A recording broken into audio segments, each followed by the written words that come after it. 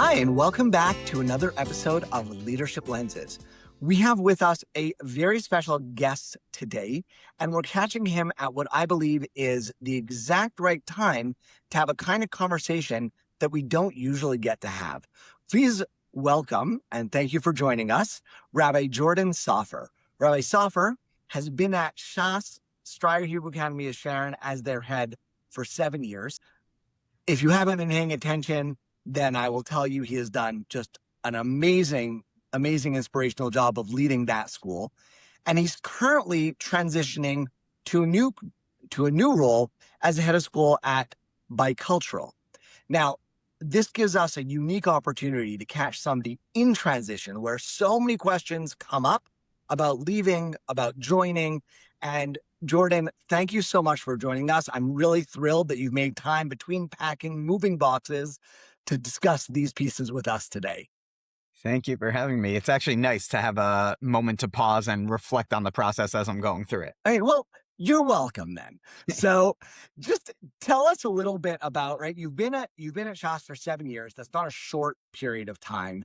And now you're thinking, so tell us a little bit of what you're thinking about as you are really mid-transition at this moment.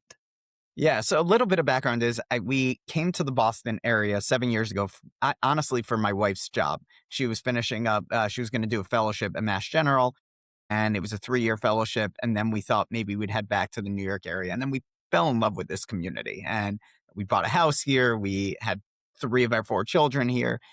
And we really felt we can be here forever.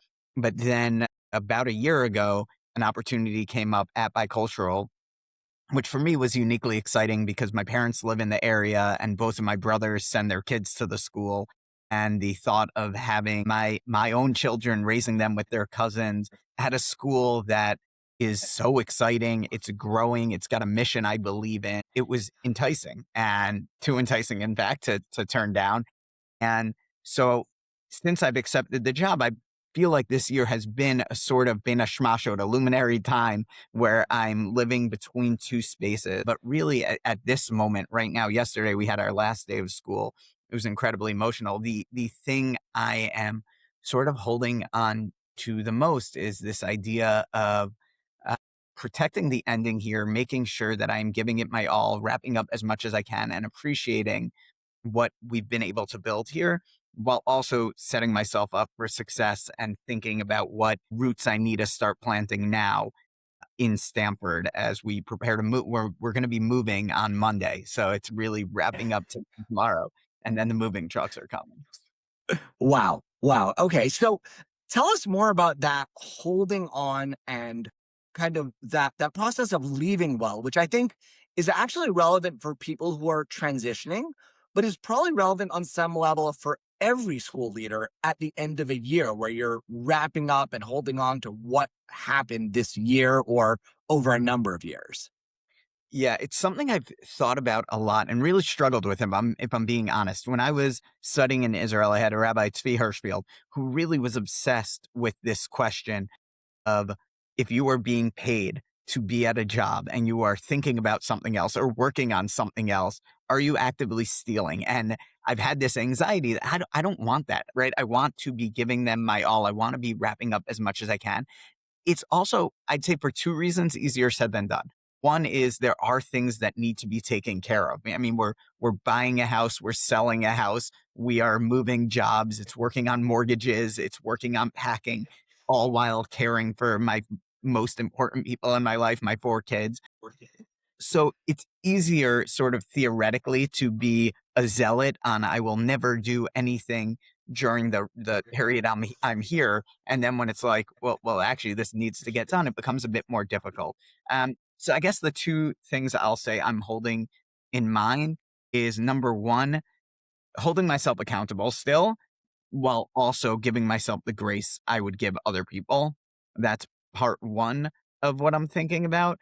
And part 2 is that things don't actually wrap up well in a school where it's like a school year closes and it's a book ending. Everything is iterative and everything is continuing. So if in March I would normally be thinking about professional development I want to set up for the next year, am I setting that up, or is that stepping on the toes of my successor who I want to give space to build his own culture? And that's actually really difficult to know. How do I make sure I am not abdicating responsibility, but also how do I make sure that I am setting it up to be his school? Absolutely. And that's a great metaphor you said before, twilight, right? Because the sun may be setting and the moon is rising. And how do you make sure that you're passing that on and you're managing that correctly? And that really does connect to that other point of the emotional transition and the emotional closure. So how do you make your ending meaningful for yourself and for your community while also welcoming somebody else in who's going to be stepping into your shoes?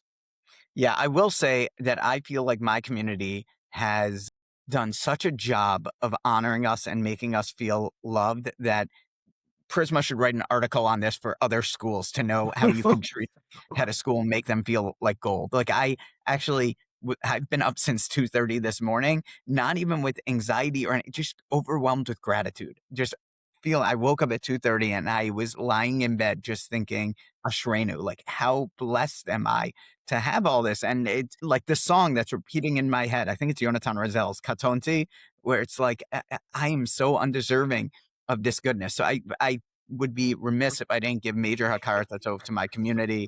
The teachers have gotten me presents and written notes, and the school did an honoring, and then it's so uniquely us. So that they've given me the space to feel the gratitude.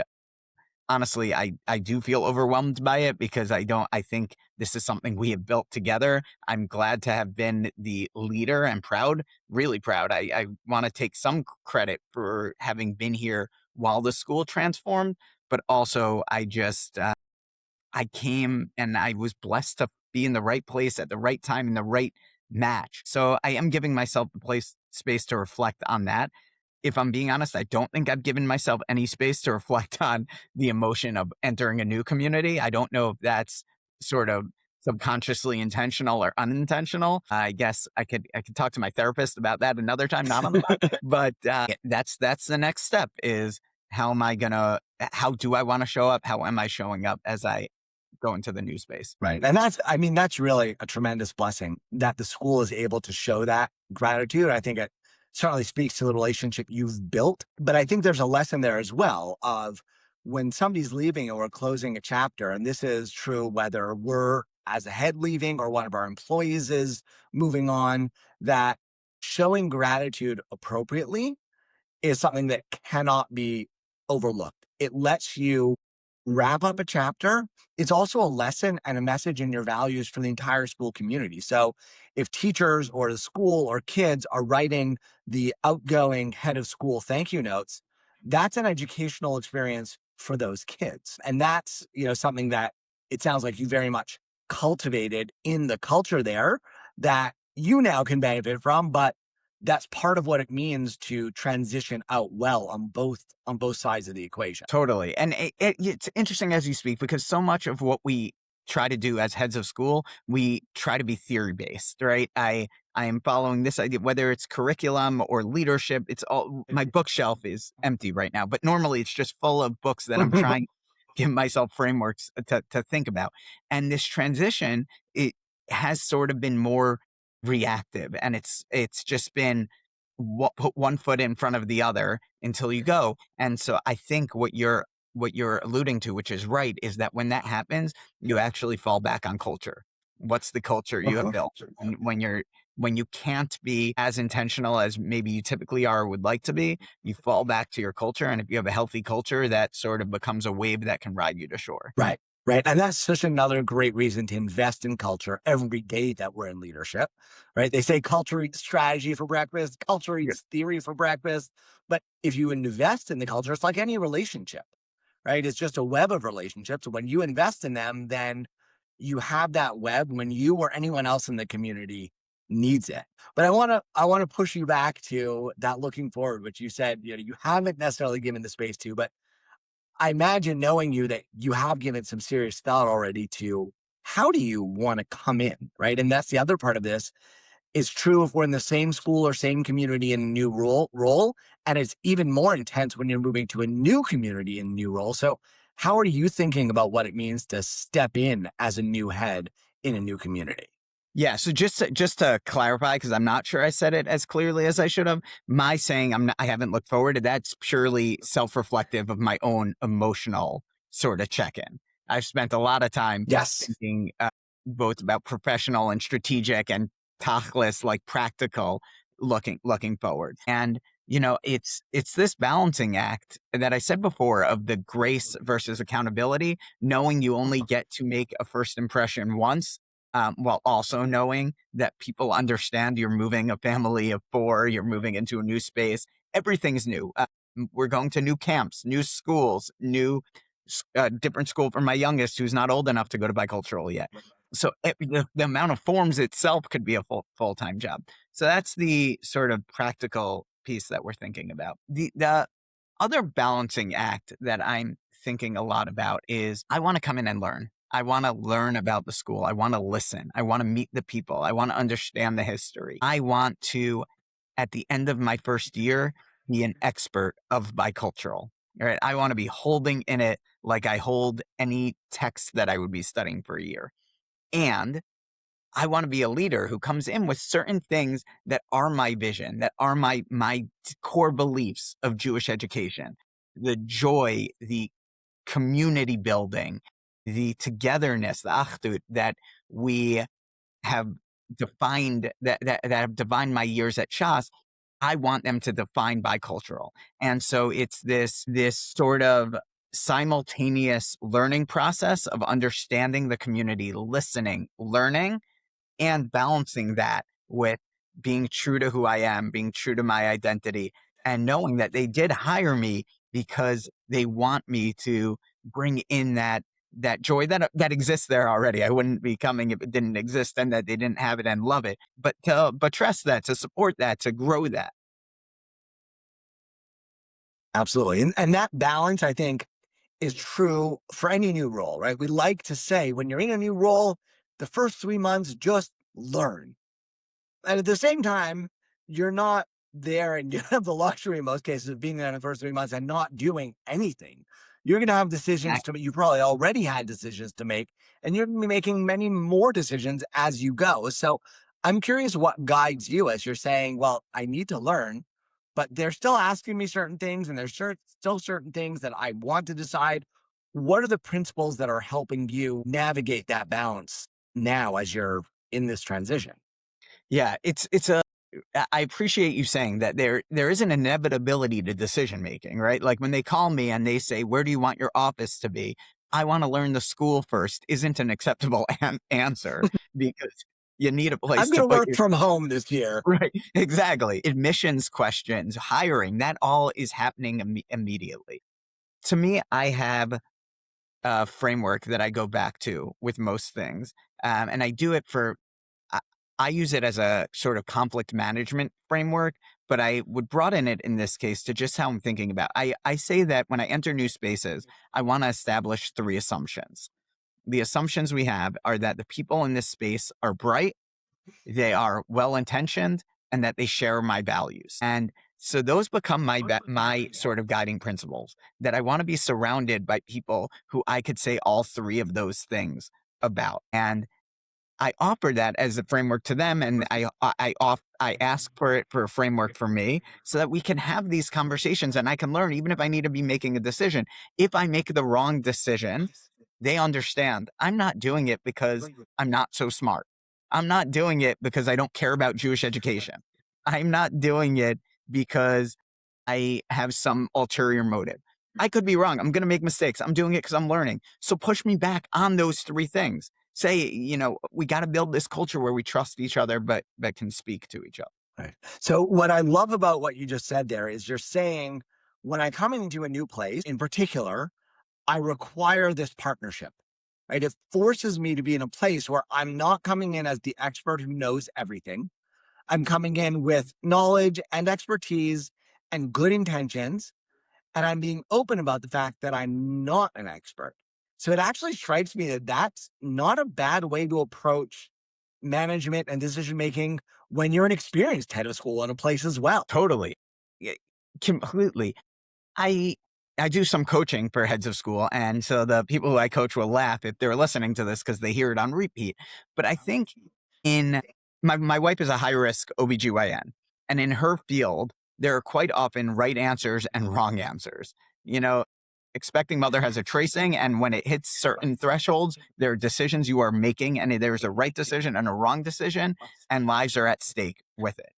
In headship, there very often isn't a right decision and a wrong decision. There's a decision that needs to be made, and a series of follow-up decisions that have to be made after that. And more often than not, what we are judged on isn't actually the initial decision. It's what are the decisions that we are making, or what are the steps we are taking to ensure that decision. If a child needs support services, very rarely do we have a metric that is really I've been at a lot of schools, and a lot of them have wanted to have a clear metric of how we know exactly when a child needs what service. And unfortunately, or really fortunately, children aren't textbooks. There can't be a clear metric because their spectrum, their skills all over the place, challenges all over the place. And so the question of, does this child need interventions or services, is actually sometimes less important than how have we communicated it with the parents? When are we communicating it? What are we doing? What services are available? What is that whole process? And so that's what I'm hoping to bring over with me is is there a right decision? I'm stuck on this one because we are in conversation about it right now of what office should I be in? There can't be a right or wrong decision, right? There are benefits to each office space. But the question is, once I land in any space, how am I going to compensate? If it's one that's further away from maybe where I'll interact with children, how am I making sure to force myself more into the child space, even on those busy days where I'm locked in front of a computer for the whole day?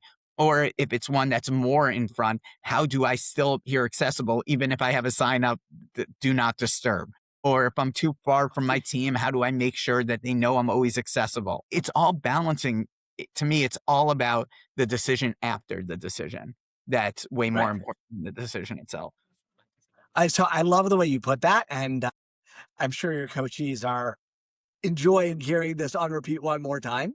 But what you're saying here actually, first of all, to me, it really echoes the idea that it's not just the decision, it's more the way you're making the decision, the process that's underlying it, the principles that are underlying it, which goes with what you're saying and also goes back to what you said about saying goodbye, right? When you're saying, look, we built this culture at this moment when I'm transitioning and I'm here and I'm there, I may not be able to be as intentional, but those principles and values that I've cultivated over time are going to come back to support and guide and be the sort of fallback piece. And in a sense, what you're looking forward at is you're saying, okay, yeah, I don't necessarily have the content knowledge to know which office is going to be better for A, B, or C reason, but I can rely on my principles of how I make decisions Yeah. and understanding that it's not a one-off where I decide it and we're done.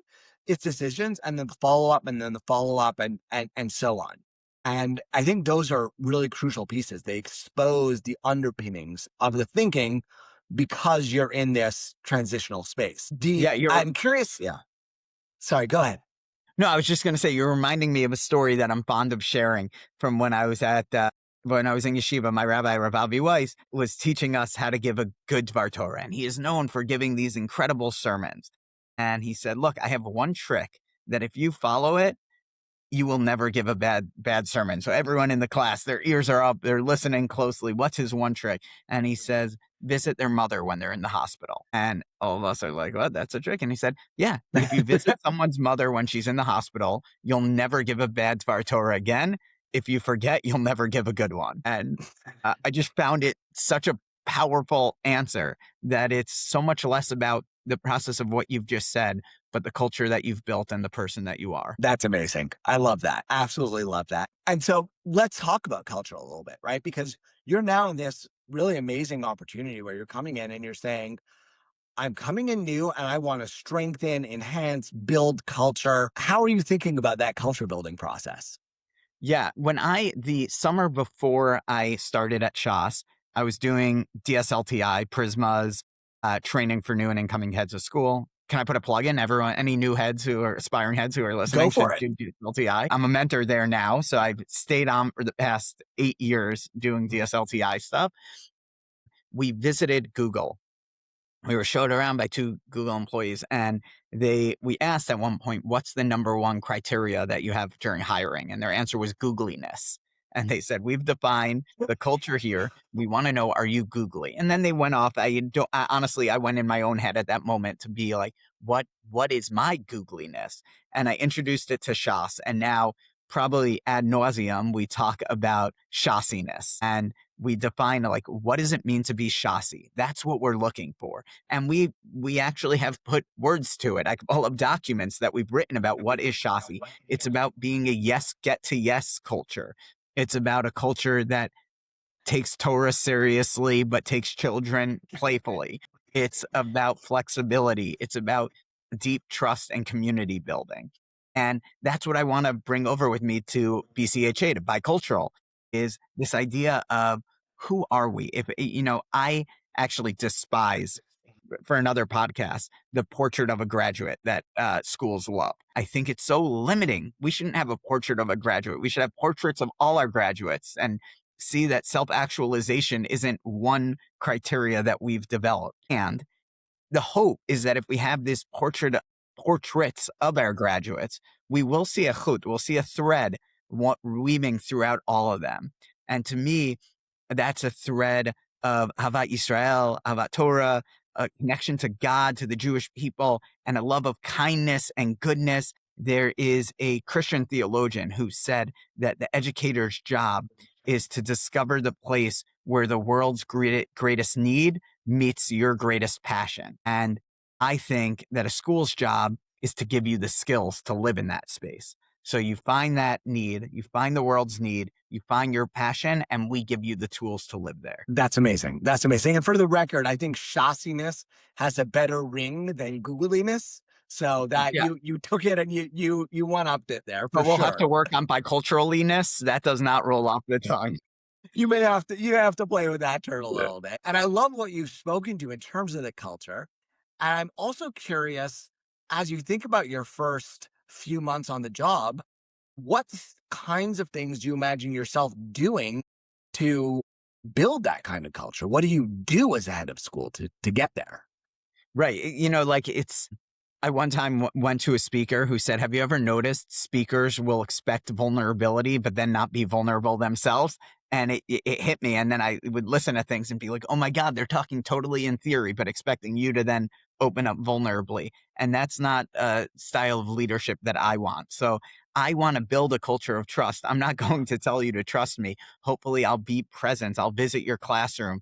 I'll come I really want to, I'm coming from a school of 100-ish kids where I joke, some people know every kid's name. I know every kid's birthday. I know where they live. I know because it's 105 kids. And so I am thinking, how do I scale that up to 400 plus 425 kids? It's not going to look the same, but what will look the same is the percentage of my time that I'm dedicating to be in the classroom, to be with children. If I showed you the presents that I get from all my graduating classes, I have football jerseys and a basketball jersey because I'm out there playing with them. And for me, that's an intentional decision because it's a trust building activity. I'm going in there and doing. Right now, we have the older kids call it shoot the rabbi, but it's ask the rabbi's question. And I want. These are all questions that the teachers could answer or that are unanswerable. When's Mashiach coming? How do I answer that to a first grade classroom? But the idea is that I'm present there for them, and I'm there with them. And I need to build that with my teachers to understand that I have I can't just tell them that I have an open house. I have to build an open house where they feel comfortable in my home, where they feel that I do want to build this together. And I'll say probably the hardest part for me intellectually right now, if I'm being very honest, is that I want to, I know this sounds silly because you can't do it, but I want to come in and be like, hey guys, this is who I am. Come on, ask everyone. Just see, this is what we've been. And I know I can't compare year 7 of what we've built here to year 1 where I'm a new person, and just shaking people and telling them, I promise I am collaborative, doesn't work.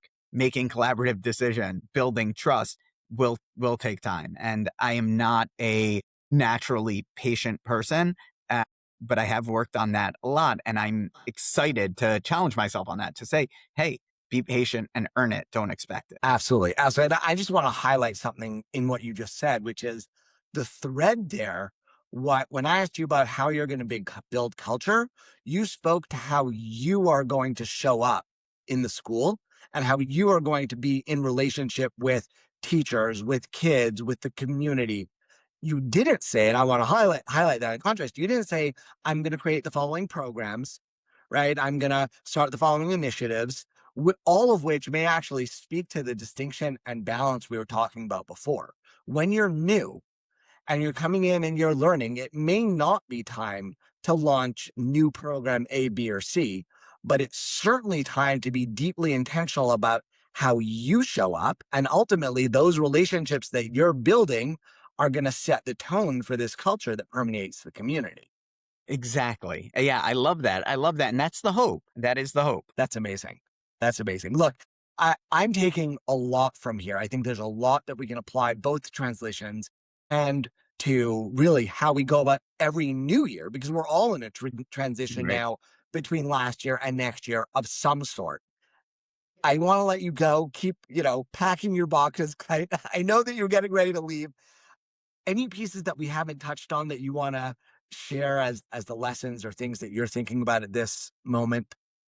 No, the final thing I'll say, actually, you might have seen right before we started recording, I was flipping around with papers because I was cleaning out my desk right before here, and I found an article that I've kept with me, folded in my desk drawer right next to my desk since 2015.